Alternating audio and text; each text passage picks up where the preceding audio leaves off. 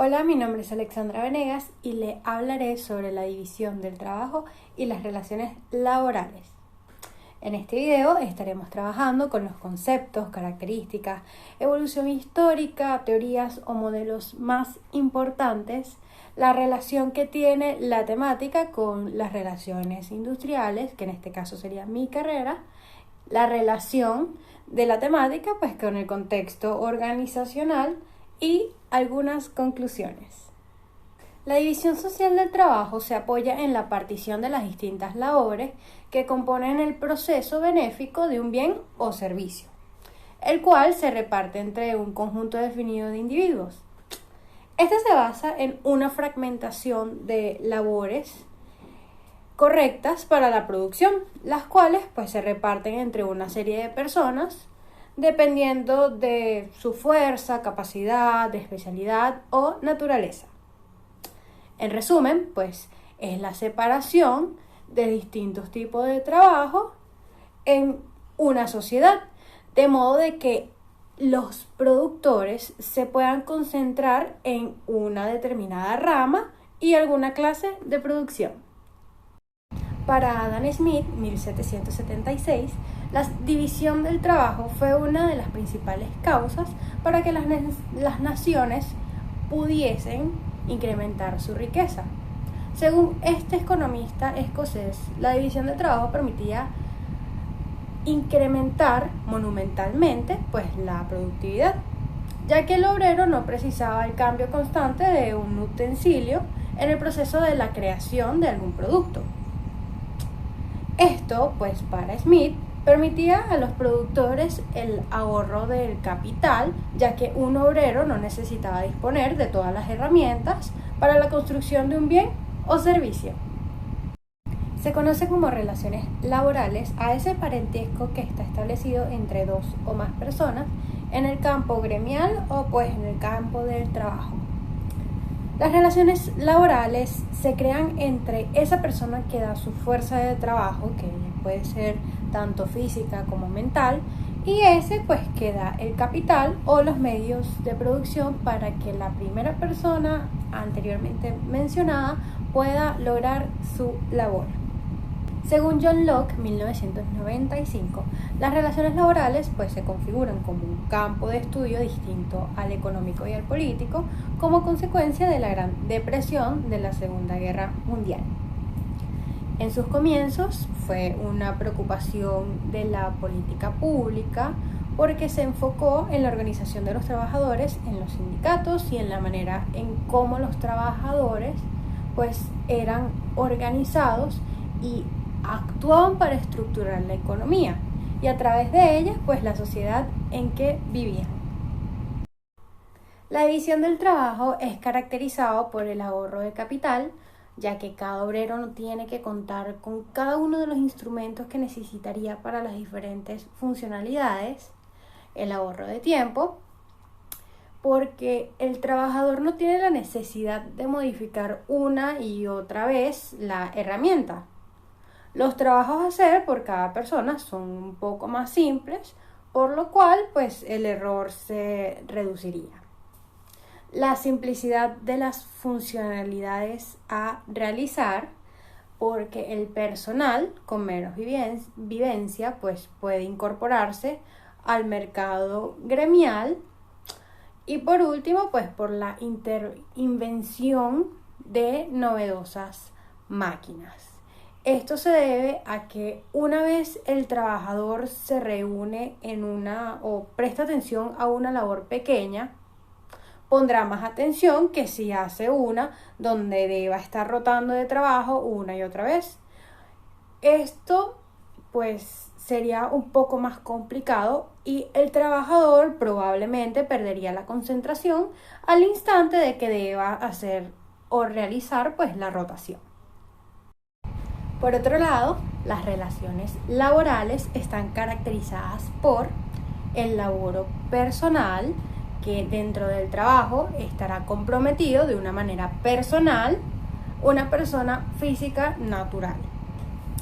El voluntariado, que en esta característica pues se detalla la voluntariedad que tiene todas las piezas, pues ya que en esta situación el empleador va a tener la voluntad propia de admitir como trabajador a cierta persona que va a llevar a cabo cada una de las reglas y políticas de trabajos establecidos por la organización y el individuo al mando.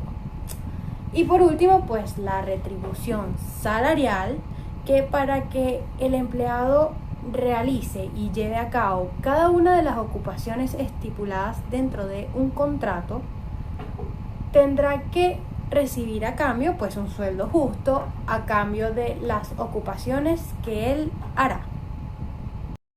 Ahora hablemos sobre la evolución histórica. En el caso de la división del trabajo, pues cuando el desarrollo técnico de las tareas produjo un crecimiento de la productividad, con ello trajo un excedente de producción. El resto de los individuos pues podían dedicarse a otras tareas como en ese caso era la guerra o la artesanía, sin tener la necesidad de dedicarse a la agricultura para poder alimentarse.